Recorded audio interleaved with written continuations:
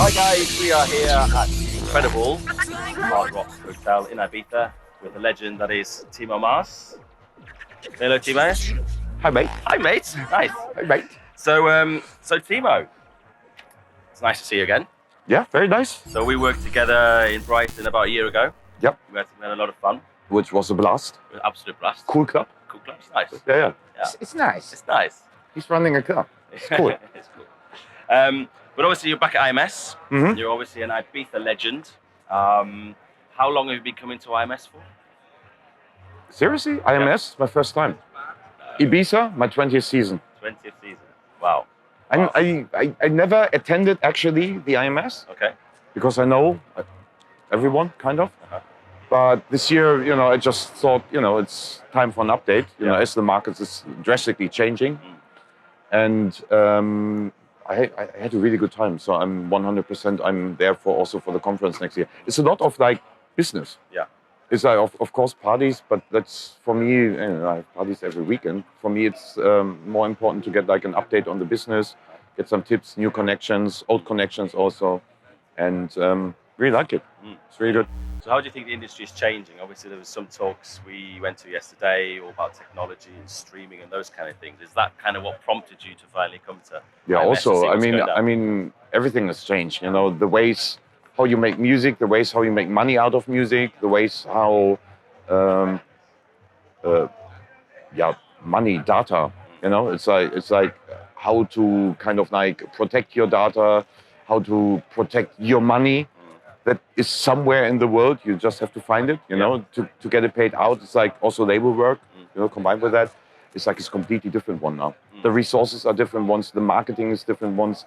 As a DJ, I mean, I'm old school. I'm 25 years professional, 37 years DJing, and I've seen it all literally.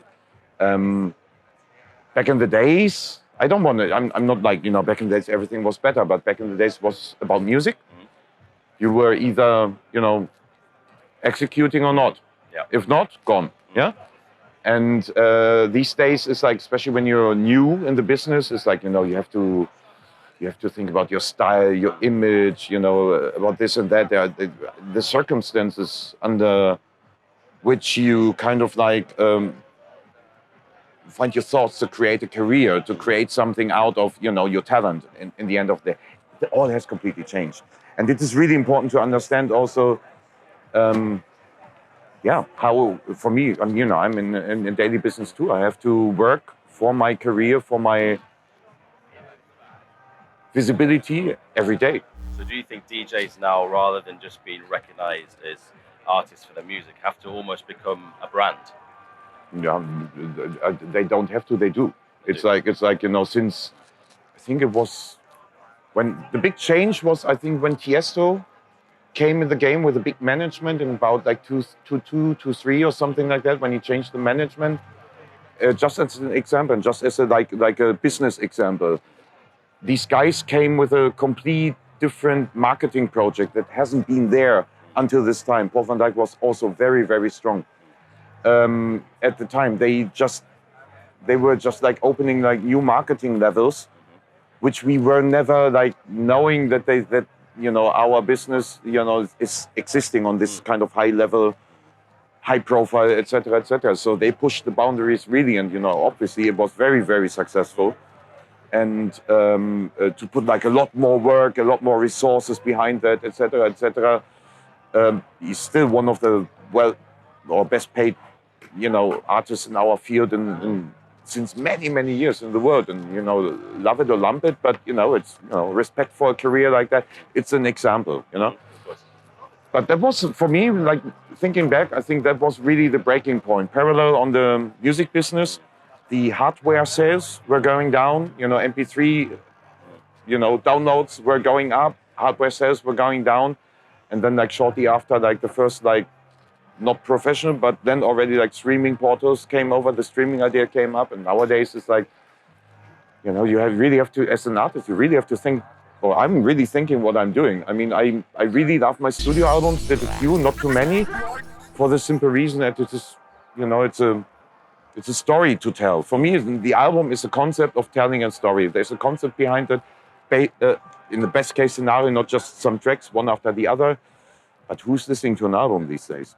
You know, it's like the way people consume. They consume a lot more music, but they consume it on a different way. You know, it's like they stream. You know, it's like, oh, yeah, I like this guy Timo Maas. There's this one track. Okay, then they listen to one track, and then there's like another 12 tracks on the album they're not listening to, and then you're spending like 2.5, 3 years, or sometimes more, into like a full work, into like, you know, an expression of your art, really. And then in the end of the day, you know, no one's listening to that anymore. Thinking as an artist, is it worth it? Course, Should I better just make single releases, EP releases? I mean, I'm continuously making music in the most different styles, from like my underground stuff even to commercial stuff, and just writing something with like an old friend of mine, like pretty big artist. We're just writing new songs, goes in a completely different direction again. And yeah. So what sort of exciting things? Obviously, you run your own label, Rockets and Ponies. 10 years. 10 years now. So what sort of, have you got anything big planned coming up? Releases-wise, collaborations, albums? Yeah, I mean, it's as you hear, you know, I'm thinking about a whole bunch. Of course, I mentioned it, there's this collaboration with someone famous I also worked for and with in the past. They're just starting to write new songs, and quite exciting, I really have to say. Well, you can't tell us. No. I played in my set also. It wasn't, I don't know if Igor was like presenting it. I told him not to, maximum give a little hint, but you know, got like some secret weapons. Yeah. Well, it didn't work on Shazam, so you're safe. And yeah, you know, got a few remixes to come up. I'm working on original material right now, and you know, my weird little projects, which I do like from time to time. Yeah. One of those was McCartney. It was also just like an idea, which ended up in like, you know, the maximum you can get with a Grammy nomination. Nice. Cool. That's geil. Cool. Sehr geil. Obergeil. And I always got, you know, some weird ideas. Sometimes they work, sometimes they don't. I just trust my instinct. Just your style and your gut, I guess. Yeah. So coming back to Ibiza. So how many seasons you say you're? 20. 20th season. So how do you feel Ibiza has changed in your time from where you started to where we are now? That's probably a big question, I guess. Yeah, of course. It's as soon as you hear and you talk with people that come right now, and then, you know, say, yeah, but, you know, back in the days was like this and like that. You know, I think I'm not different than anyone else, because I've experienced here, especially in the early 2000s, like the last, let's say, wave of hedonism. There's still shit going on here, but, you know, the real shit, I was lucky enough to be even a little bit part of that as like long years resident at DC10. It was just a different time. Maybe the biggest difference is, I think DC10 is a very, very good example. It's like in the early 2000s, everyone was smiling and no one gave a fuck. That's it. Yeah. We were just like, you know, it's like, oh my God, it's like Puff Daddy, oh my God, it's Timo Maas, it's oh my God, no one gave a fuck. It was not like that. There were no mobile phones for like was not very common to make pictures, you know, selfies, not at all. Thanks God. And lots of evidence that's been lost. Yeah, it's like, you know, it's like, you know, we were free. Also, we were free. We were just like able to do whatever we wanted to do. And it was, you know, I was lucky enough to have this kind of like feel this freedom and just be myself and actually also grow with this. You know, I've especially with DC10. Thank you, Andrea and Antonio.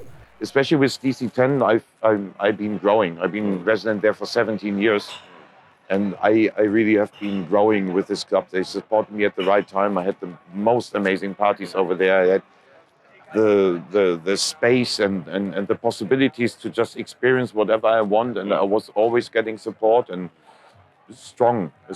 And like, you know, on the back of this, you know, with the coolest guys of the island, obviously, you know, it's like when I played here, when I played there, and, you know, when we partied here and there, you know, it was very thankful, you know, that I'm still alive. Well, obviously talking about health then, when we met last year, you were kind of in this whole reformation about healthy living, eating well. Obviously you're a big foodie as well. Created your own Instagram page, Timo's Cooking. Timo Loves Cooking. Timo Loves Cooking, that's the one. And obviously, you came off the drink, you stopped drinking, and you were kind of, in that whole kind of thing. So 30 kilo down in 12 months. Wow. Yeah. I was seeing your pictures over the last year, and every month, just Timo got slimmer and slimmer. Yeah. So where are you with that now? Is that still part of your mantra right now? It's still part of I'm 50 now in the summer. And obviously, I have to take care to be like, strong enough and fit enough for doing this, what I love the most.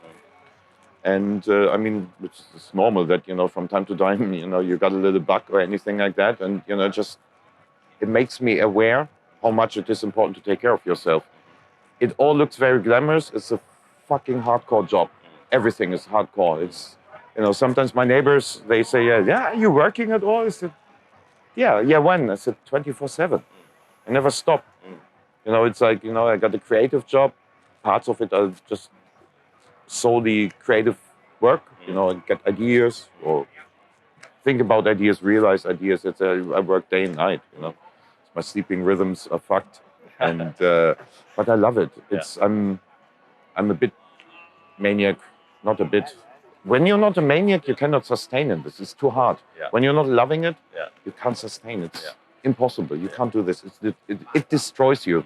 And there's enough examples in the scene where careers were destroyed by too much pressure of that, by not just doing the wrong things, hanging with the wrong people, and just losing people losing themselves. Sure. Seen it all. Seen it all, I bet. So anything else that you want to add as we close? I need a beer. No, I'm so not drinking, so it was more like water. Full of water. Huh? Absolutely. Well, Timo, you're an absolute legend. Absolute pleasure. Big love. Thank you, bro. So, peace, guys. See you soon.